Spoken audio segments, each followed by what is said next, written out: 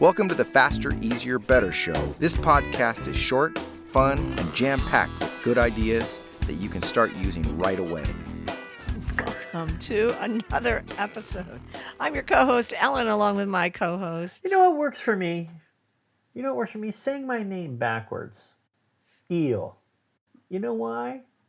I don't know why, but I just prefer it. And I think there's something to that. Knowing what works for you and sticking with it and fighting for it. So from now on, you will call me Eel. Absolutely.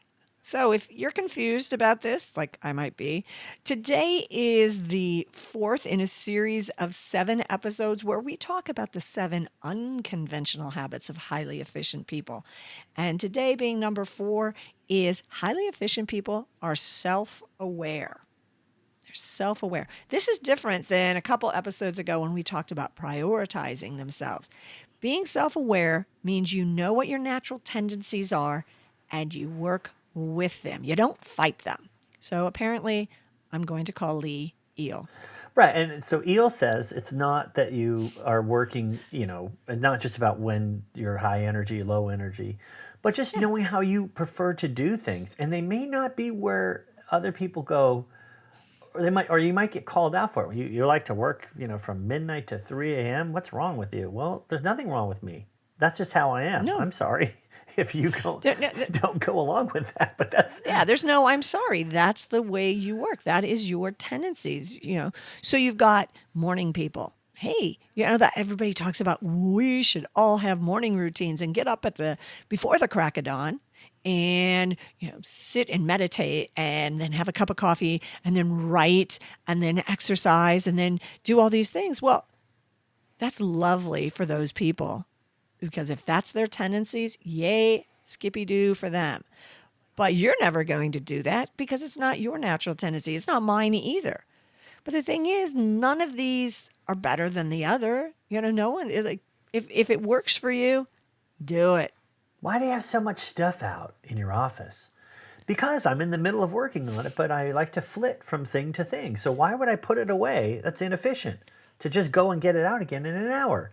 I just push it into the side, work on something else, then I pull it back to the middle and use it again. So the fact is that doesn't necessarily fit with the norms.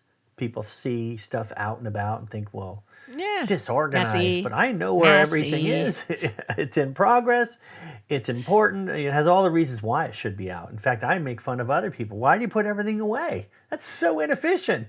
If you're just going to get it out again in an hour.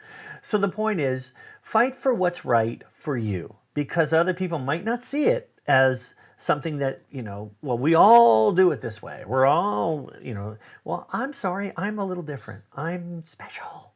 But in that regard, you should fight for what works for you. If you're not a list maker, fine. You don't want to forget something, put it in the car, put it by the door, leave it on your chair so you sit on it so you don't forget it. Whatever works for you, work with it.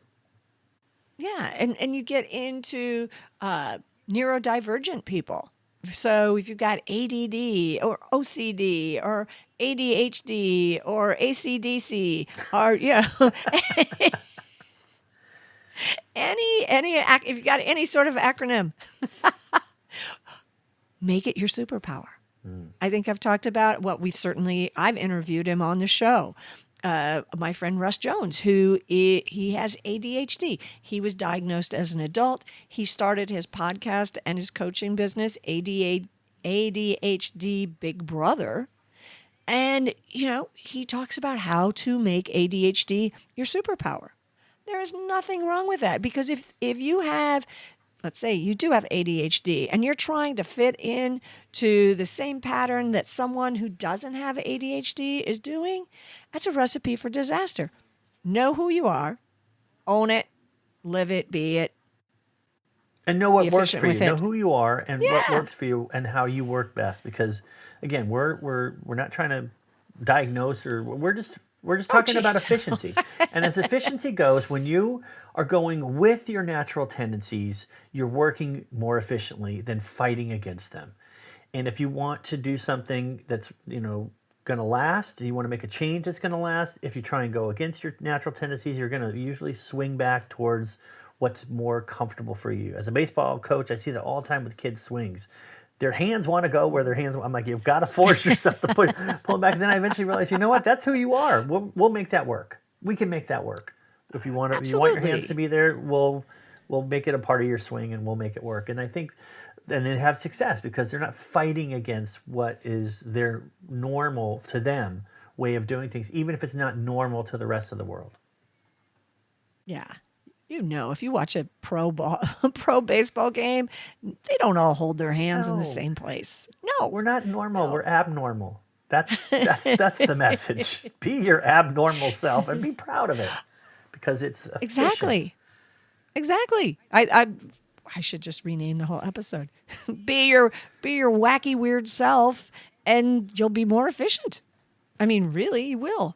If you're not having to push against the pull door, it's going to be easier. So that is habit number 4. That fourth unconventional habit is to be self-aware. Work with your tendencies, not against them. We have put together a infographic postcard, and we've got the PDF of the 7 habits, the unconventional habits of highly efficient people. If you want a copy, just look into the show notes and it'll tell you how to get your own copy. And in the meantime, be back with us next week for the 5th unconventional habit of highly efficient people.